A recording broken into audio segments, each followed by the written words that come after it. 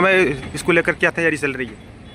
Dinesh Bishnoi, chairman of Viratra APO Chohtan.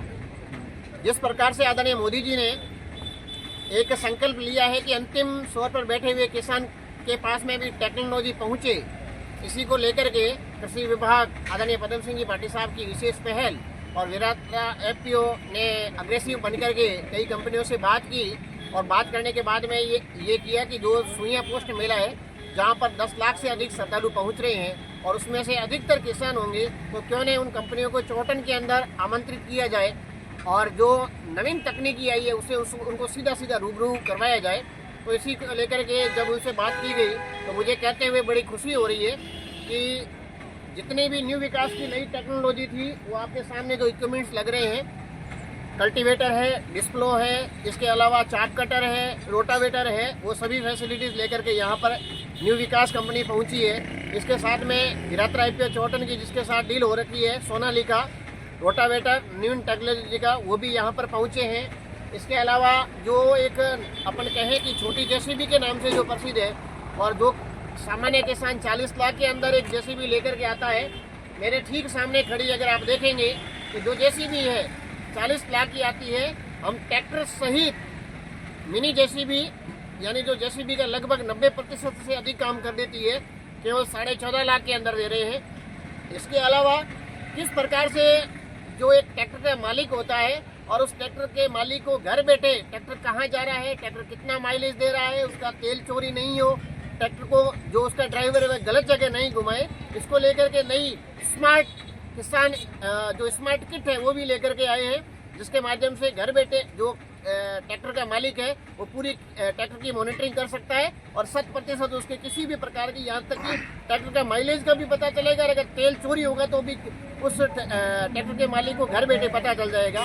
इसके अलावा हम देखेंगे कि नवीन पेस्टिसाइड और फर्टिलाइजर के साथ में ड्रोन भी यहाँ लेकर के आए। सुबह हमने यहाँ पर एक अभ्यास भी किया था और कहते हुए बड़ी खुशी हो रही है कि विरात्रा एपीओ के पास में ड्रोन की भी डीलरशिप है। अगर किसी भी किसान को ये सभी चीज़ें देखनी भी चाहिए और अगर किसी भी किसान को इन चीज़ों की आवश्यकता है तो आप Viratra APO Chohtan Indian gas agency के पास में वहाँ पर पधारिए। जो सब्सिडी के जितने भी आइटम्स है उन सब का जो भी फाइल अप चार्ज है सारा का सारा निःशुल्क है सीएससी के माध्यम से।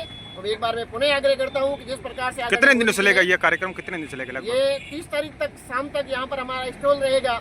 इसके बाद में हमारी जो शॉप है विरात्रा एपीओ बांकसरा बस्ती इंडियन गैस एजेंसी के पास, वहाँ पर पहुँच करके आप इसका लाभ ले सकते हैं। कितनी कंपनी आई है यहाँ पे? आई है वर्तमान में 7 कंपनियाँ यहाँ पर उपलब्ध है। कौन कौन सी, एक बार नाम बताइए। देखिए कि न्यू विकास जो कि हमारे ये साथ में मुख्य रूप से पार्टनर कर सकते हैं, अशोक जी मेरे साथ में है।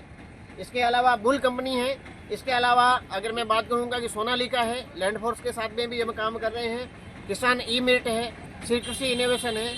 इसके अलावा इफ्को की भी कंपनी आई हुई है और ग्रो इंडिगो जो हमारी किसानों के लिए क्या खास है आपके? अगर किसान अगले 3 दिनों के अंदर लेते हैं और इस पल को यादगार बनाना चाहते हैं तो सभी जितने भी आइटम्स हैं उनके ऊपर विरात्रा एपीओ चौहटन की तरफ से 10% का विशेष डिस्काउंट ऑफर चल रहा है।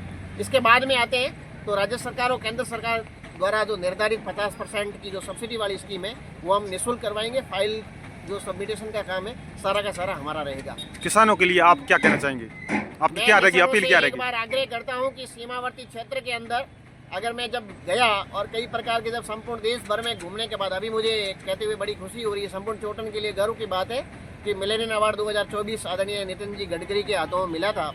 और जब मैंने वहाँ जाकर के उस टेक्नोलॉजी को देखा तो अभी भी हम जहाँ तक मेरे दृष्टिकोण से अगर देखूँ तो 50 साल बैकवर्ड चल रहे हैं। हमें समय के साथ अपने आप को डेवलपमेंट करने होगा, उन फसलों को उगाना होगा जो किसान की अधिकतम आय को बढ़ाए और उसके साथ पहली चीज़ आवश्यकता होगी कि हमें टेक्नोलॉजी के साथ में भी बढ़ना होगा।